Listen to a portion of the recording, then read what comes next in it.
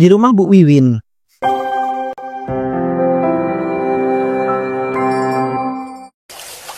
Wah, Bu Wiwin baru beli mobil baru ya? Bu Citra, iya nih Bu, saya baru aja beli mobil baru. Lihat nih, bagus dan mewah kan? Iya Bu, bagus dan mewah banget mobil barunya. Kapan ya saya juga bisa beli mobil mewah dan juga sebagus itu? Kalau itu sih kayaknya nggak akan pernah bisa ya Bu. Lihat aja lah kondisi keadaan ekonomi keluarga Ibu. Orang suami Ibu Citra aja loh kerja sebagai buruh yang gajinya kecil banget. Mana bisa Bu beli mobil semewah dan sebagus punya saya? Iya sih Bu, bener banget. Tapi ya siapa tahu gitu Bu, nanti suami saya bisa dapat kerjaan yang gajinya besar, bisa untuk beli mobil, dan memperbaiki keadaan ekonomi keluarga kami. Nggak usah mimpi lah Bu Citra. Gimana coba caranya suami Bu Citra itu bisa dapat pekerjaan dengan gaji yang besar? Orang cuma lulusan SD aja. Makanya Bu, nikah itu pilih-pilih. Jangan asal mau dong sama laki-laki yang cuma lulusan SD. Mana kerjanya cuma jadi buruh pabrik lagi, dengan gaji yang sangat kecil. Astagfirullah, Bu Wiwin kok bilangnya gitu sih?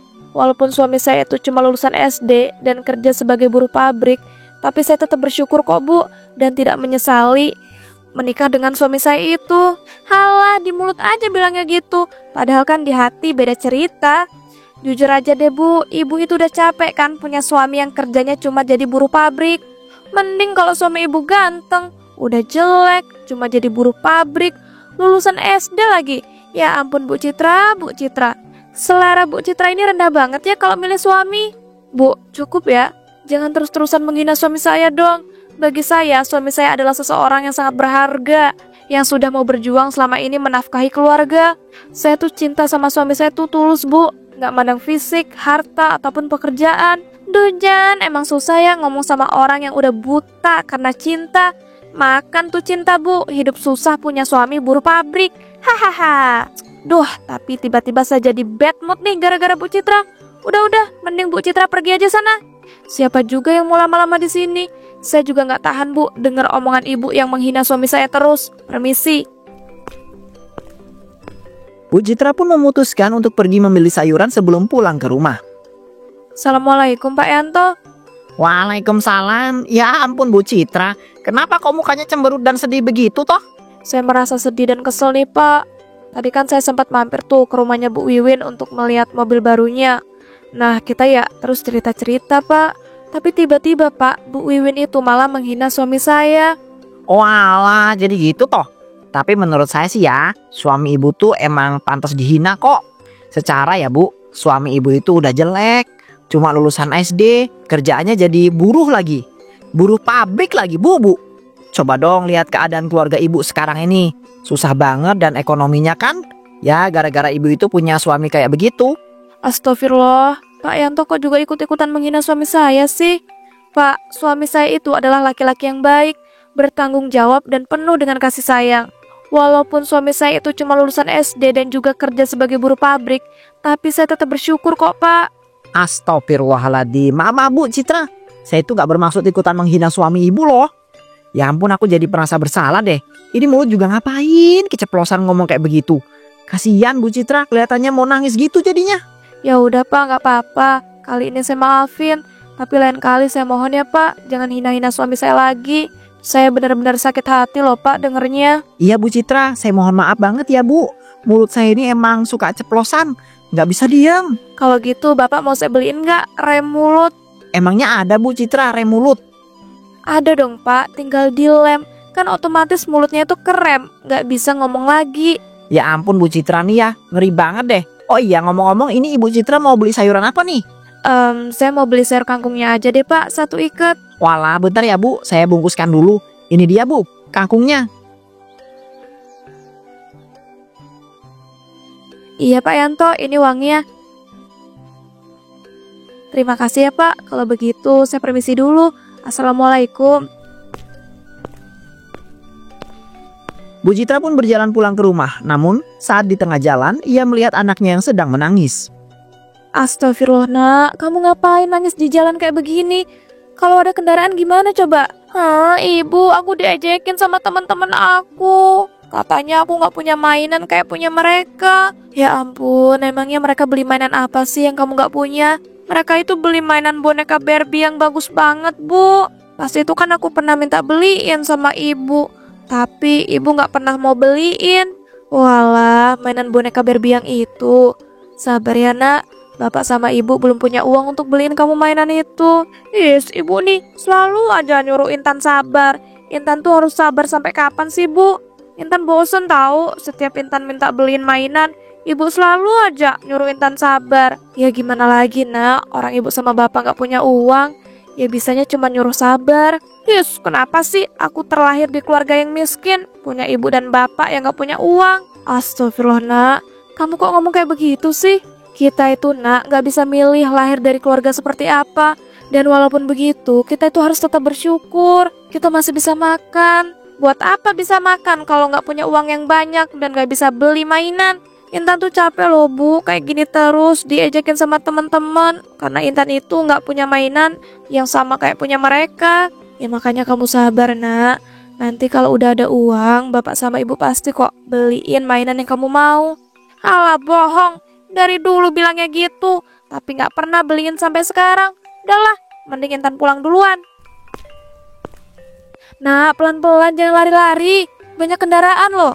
Duh ya ampun, sedih banget ya kalau hidup miskin kayak gini. Tapi aku gak boleh nyerah ataupun nyalahin keadaan. Semua ini udah takdir dan aku harus tetap bersyukur untuk menjalaninya. Udahlah, mending aku kejar anakku dulu.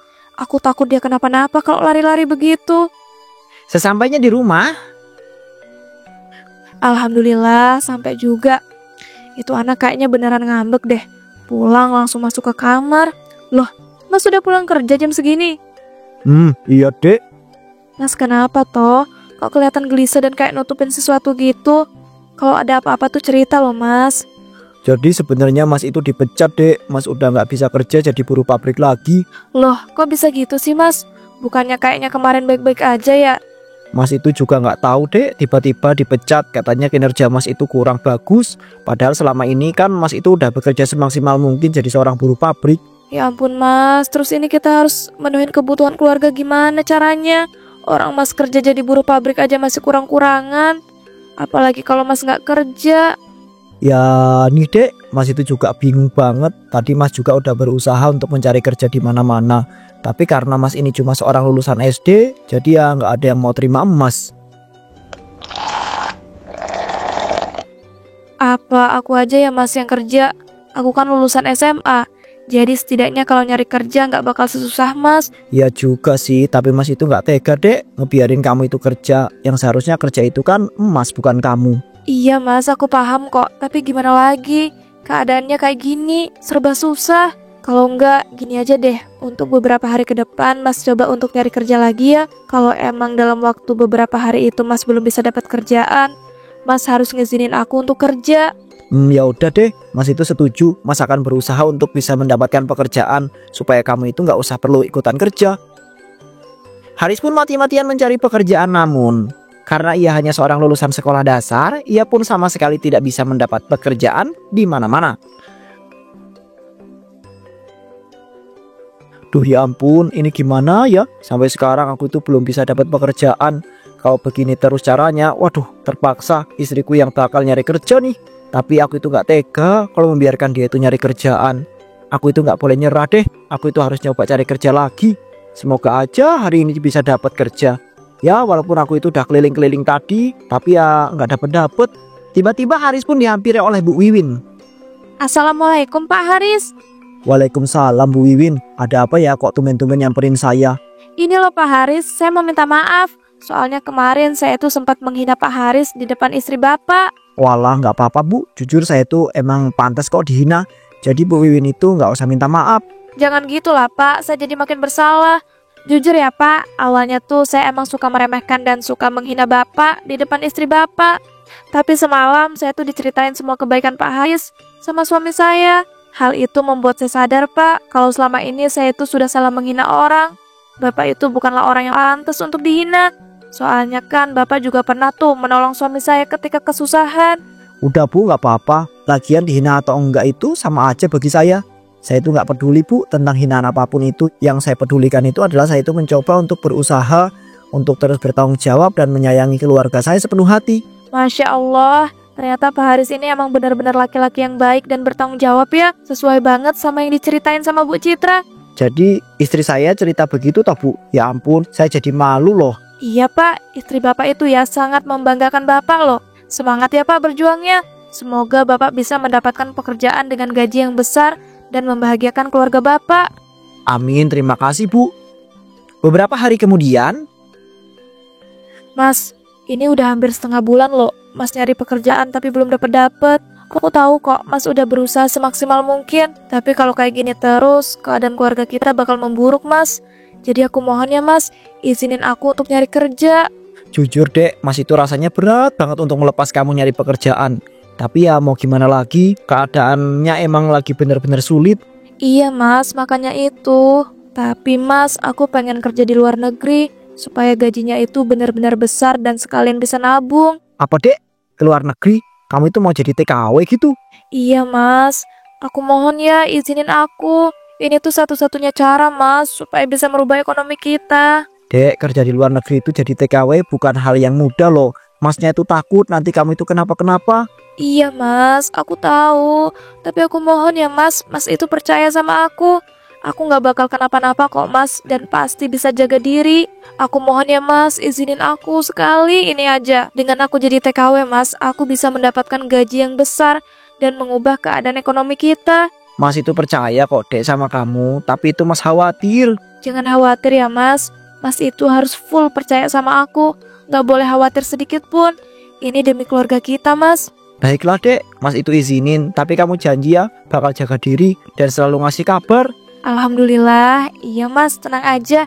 Aku janji bakal jaga diri dan selalu ngasih kabar. Tak lama setelah itu Citra pun pergi ke luar negeri untuk menjadi seorang TKW. Dia bekerja sebagai seorang pembantu di sebuah rumah mewah milik laki-laki lajang yang kaya raya. Ya ampun, aku gak nyangka banget deh aku bisa keterima kerja di luar negeri. Ya walaupun kerja cuma jadi pembantu, tapi kan gajinya besar banget. Tapi aku juga masih gak nyangka deh, ternyata majikan aku itu orang Indonesia.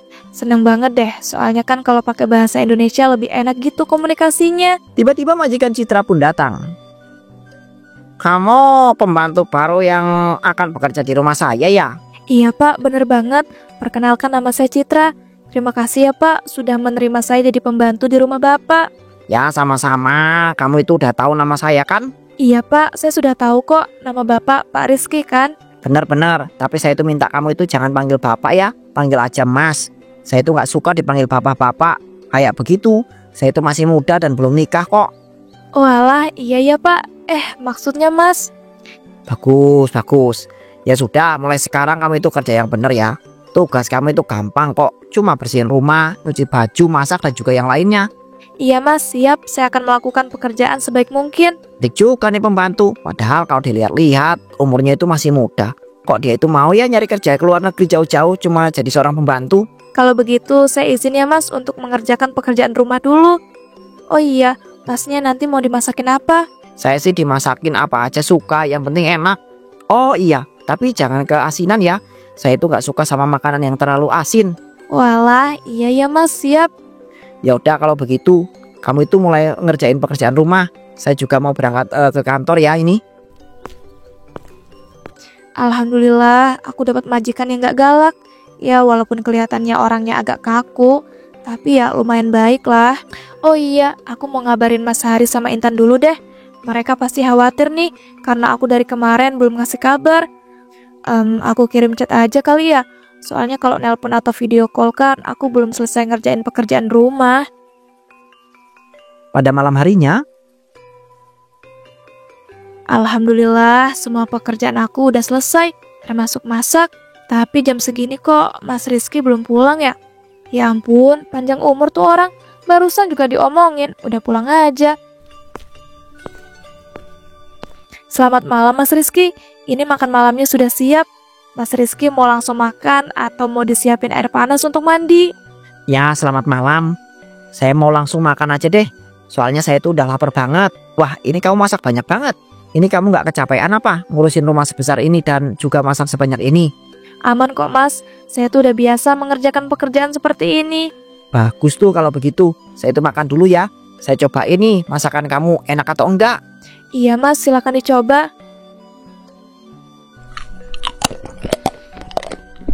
Enak banget loh masakan kamu semuanya ini. Saya tuh nggak nyangka deh bakal seenak ini. Ternyata kamu itu udah cantik, pinter masak juga ya. Maksud saya bukan ngegombal ya. Iya ya mas. Duh ya ampun, rasanya aku mau terbang deh dipuji cantik dan juga pinter masak sama Mas Rizky. Padahal kan Mas Rizky ini orang kaya raya dan juga ganteng. Jangan malah diam aja dong. Sini ikut makan, kita makan sama-sama. Bukannya pembantu itu nggak boleh makan bareng sama majikan ya mas? Siapa yang nggak ngebolehin? Boleh aja kok, tergantung dari majikannya kan. Kalau saya itu mah ya nggak mempermasalahkan. Yang pembantu sama majikan itu makan sama-sama. Sini makan bareng-bareng. Keburu nanti ini makannya pada dingin loh. Duh ya ampun, kalau diperlakukan kayak gini aku jadi ngerasa seneng banget deh. Entah kenapa aku itu merasa tertarik banget ya sama si Citra ini. Dari situ Rizky dan Citra pun menjadi semakin dekat hingga mereka akhirnya menjalin hubungan sepasang kekasih. Duh, ternyata kalau punya pasangan yang kaya raya dan juga ganteng, itu enak banget ya. Aku kok bisa bodoh banget ya, punya pasangan kayak Mas Haris yang jelek, miskin, cuma lulusan SD lagi. Karena setelah aku ngejalanin hubungan sama Mas Rizky, aku jadi sadar selama ini aku udah bodoh banget milih Mas Haris sebagai suami aku. Tapi gak apa-apa, mulai sekarang aku gak bakal balik lagi ke Indonesia untuk ketemu Mas Haris ataupun si Intan itu anakku. Soalnya aku udah bahagia banget lah hidup di sini sebagai pasangan Mas Rizky yang ganteng dan juga kaya raya. Sementara itu, Pak, Ibu kok udah gak pernah ngabarin kita lagi ya Pak? Aku tuh kangen banget Pak, pengen ketemu sama Ibu. Ya Nina, Bapak juga kangen banget pengen ketemu sama ibu kamu. Dan Bapak juga nggak tahu ya kenapa ibu udah nggak pernah ngasih kabar lagi ke kita. Pak, jangan-jangan Ibu kenapa-napa lagi Pak di luar negeri. Makanya Pak, Ibu gak bisa ngabarin kita. Astagfirullahaladzim nak, kita itu tidak boleh berpikir negatif. Kamu itu tenang aja ya, nanti Bapak bakal coba cari tahu dan terus menghubungi ibu supaya kita itu bisa tahu keadaan ibu. Iya Pak. Oh iya, aku mau bilang makasih ya Pak. Kemarin udah mau beliin aku boneka Barbie yang selama ini aku pengen. Ya nak, sama-sama. Alhamdulillah Bapak itu bersyukur banget. Sekarang Bapak udah bisa beliin apa yang kamu mau. Dan Bapak itu gak sabar ngasih tahu ke ibu kamu nak, kalau kita itu sekarang udah punya kehidupan ekonomi yang lebih baik. Iya Pak, aku juga pengen banget tahu ngasih tahu Ibu kalau Bapak itu udah sukses jadi pengusaha di sini. Tapi Ibu malah hilang kabar. Betul banget nak, tapi kamu itu gak usah khawatir ya. Bapak itu bakal berusaha nak untuk bisa menghubungi ibu lagi dan ngebuat ibu pulang ke Indonesia. Bener banget Pak, aku gak sabar bisa kumpul bareng sama Bapak dan Ibu lagi. Ya ampun, Mas Rizky mau ngajakin aku kemana sih? Kok gak ngasih tahu tempatnya?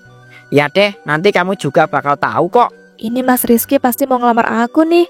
Duh, gak sabar banget deh aku menjadi seorang istri dari Mas Rizky yang ganteng dan juga kaya raya. Loh Mas, kok kita malah ke tempat gudang gini? Astagfirullah Mas apa-apaan sih? Kok tangan aku tiba-tiba diikat? Kamu nih bodoh banget sih. Percaya aja sama aku yang selama ini pura-pura. Apa? Mas pura-pura? Maksud Mas apa? Apa jangan-jangan Mas itu bilang cinta sama aku itu juga pura-pura? Nah itu tahu, pakai nanya lagi. Ya ampun, Mas Rizky kok tega banget sih pura-pura cinta sama aku? Padahal kan kita udah ngejalanin hubungan Mas selama ini. Aku juga selama ini udah cinta beneran dan sayang sama kamu Mas. Ya karena aku itu manfaatin kamu, bisa jadi model dan bisa menghasilkan uang dengan harga yang sangat mahal sama para miliarder di sini. Jadi Mas sengaja ya menjalin hubungan dan nyatain cinta ke aku supaya bisa memanfaatkan aku dan menjadikan aku model dari seorang miliarder tanpa dibayar sekalipun. Yaps, bener banget. Asal kamu tahu ya, perusahaan aku tuh lagi bangkrut sekarang ini. Makanya aku tuh butuh uang yang besar. Dan dengan menjadikan kamu itu model, aku tuh bisa dapat uang yang besar dan memulihkan perusahaan aku lagi. Dasar kamu ya, laki-laki licik. Gak Mas, aku gak mau. Lepasin aku sekarang juga. Enak aja minta dilepaskan. Orang selama ini loh, aku itu sudah susah-susah pura-pura supaya kamu itu bisa percaya sama aku. Masa iya aku itu melepaskan kamu begitu saja? Dan aku tuh udah membuat kamu menjadi model itu kepada seorang miliarder loh, dengan harga yang sangat fantastis. Oh iya, kamu itu mau teriak sekeras apapun gak akan ada orang yang denger loh. Enggak Mas, aku tuh gak mau. Lepasin, tolong. Siapapun tolong aku. Walaupun Citra sudah berteriak sekuat tenaga namun tak ada satupun orang yang mendengar. Akhirnya ia pun menjadi seorang model. Dari situ kehidupan pun menjadi sangat menderita.